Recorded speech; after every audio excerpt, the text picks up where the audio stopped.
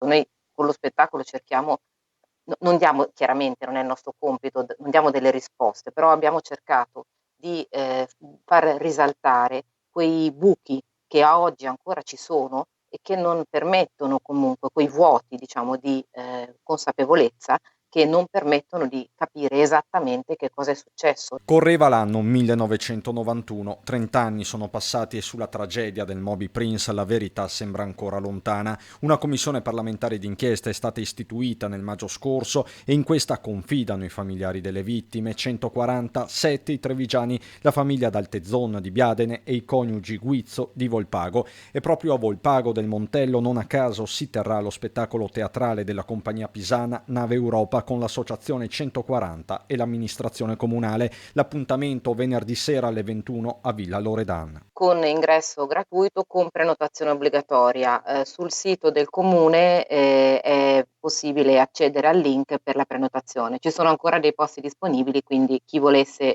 venire a vederlo basta che si prenoti e può accedere, ovviamente con Green Pass. Teatro civile per non dimenticare uno dei tanti punti oscuri della storia recente del paese, storie di vite, famiglie interrotte e di comunità che nonostante i decenni non vogliono e non possono dimenticare.